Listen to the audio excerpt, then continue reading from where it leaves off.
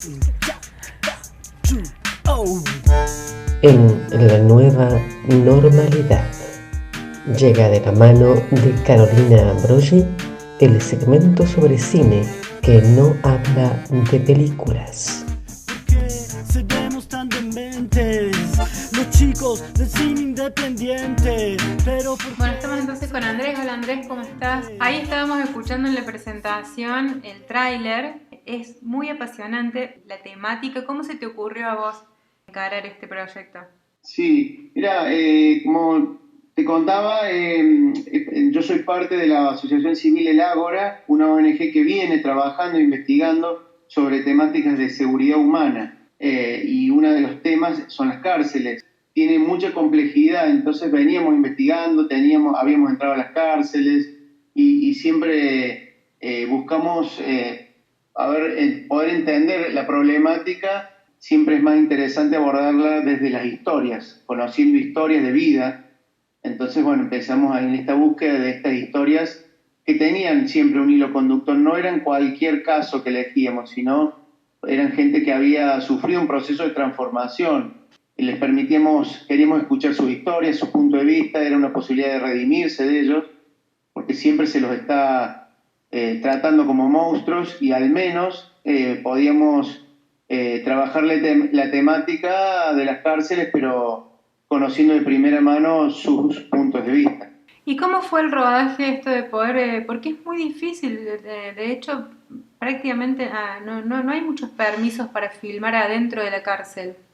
Bueno, eso es cierto. La mayoría de las entrevistas las hicimos afuera de la cárcel, excepto 2 casos y puntualmente uno que fue el de Meteoro.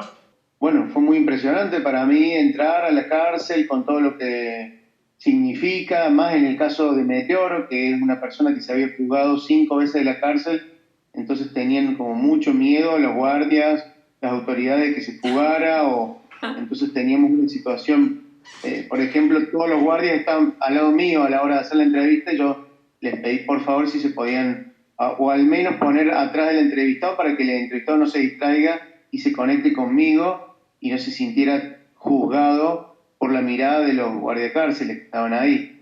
Que me di cuenta que la entrevista era buena porque los guardiacárceles no podían dejar de escuchar y cuando terminaron la entrevista quedaron impresionados por la vida de Meteoro, entonces me di cuenta que acá sucedió algo, ¿no? Tuviste como un focus group ahí sin querer que te dé el ok.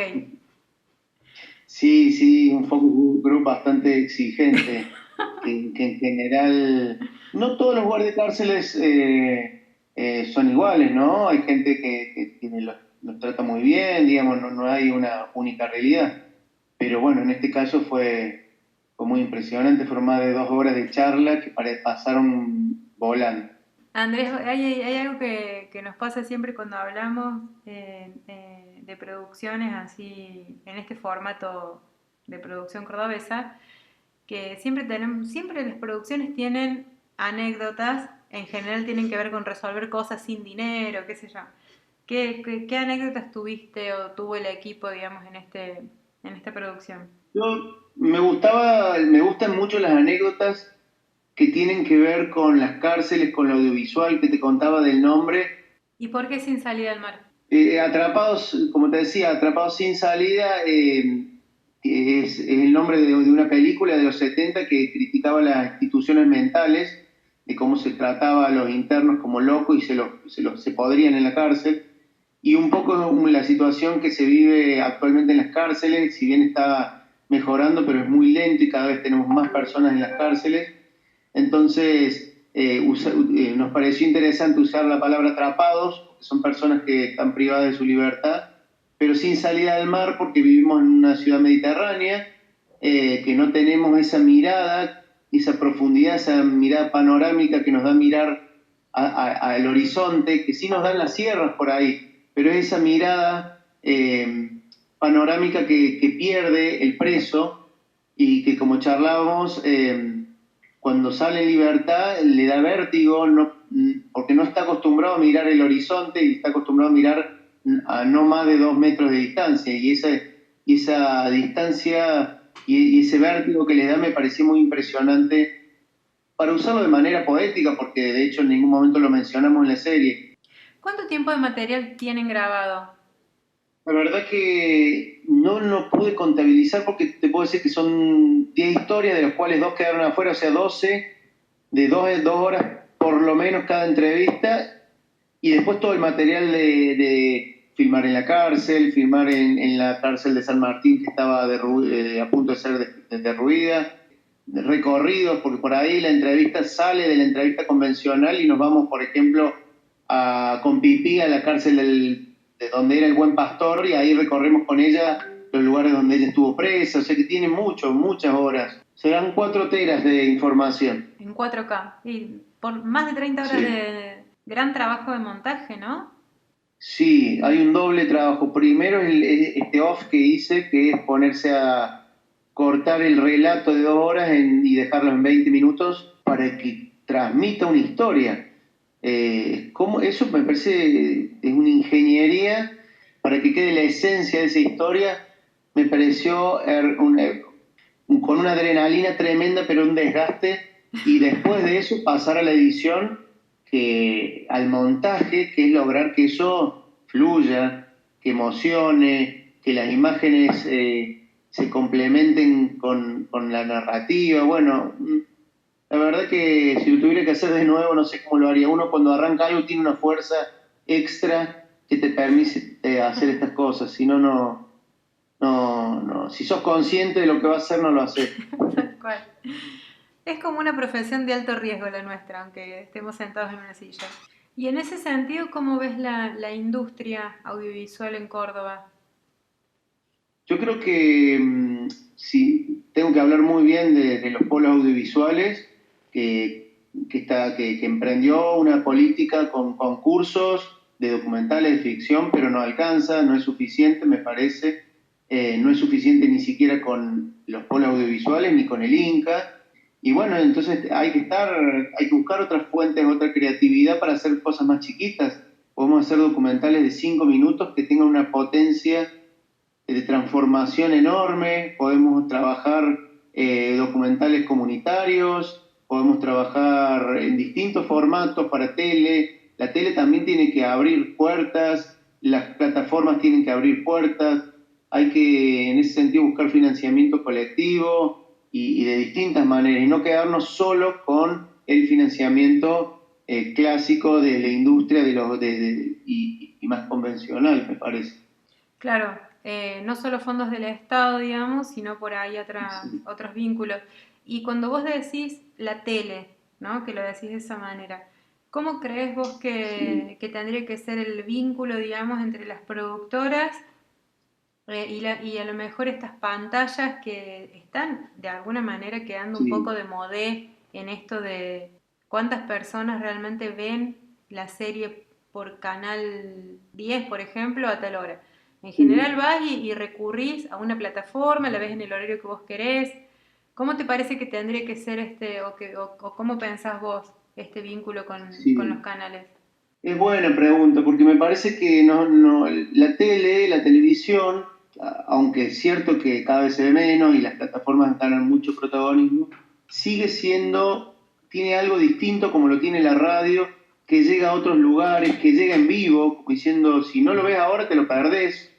Entonces tiene una adrenalina de que está saliendo en la tele, llega a los pueblos, llega sin pedir permiso, digamos, está ahí instalada en la casa, entonces es distinto, me parece que tiene una popularidad que la tenemos que reinventar, pero también se tienen que adaptar mucho en los canales de televisión. Seamos realistas que Canal 10 es de los canales que más permite producción local, pero Canal 12 es mucho más comercial, Canal 8 prácticamente no incorpora.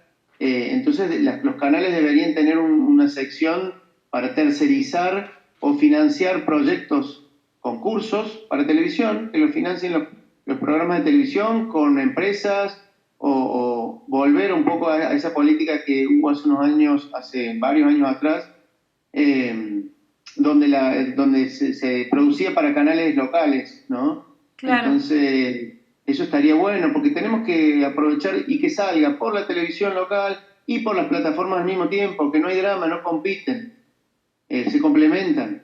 y que salga por las redes. Me parece que ahí la televisión, que están con crisis, tampoco es un problema solo de una mala voluntad de los dueños de los canales de televisión, sino tiene que ver con una cuestión económica, que no les deben cerrar los números y todo prima lo comercial, que es el noticiero y nada más.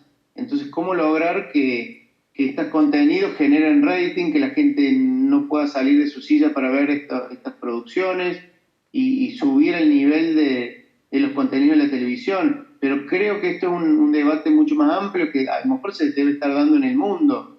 No sé cómo será la BBC, no sé cómo será en otros países, cómo incorporan estos contenidos a la televisión, pero me parece que hay que pensarlo y si no ser muy creativos para buscarle la vuelta.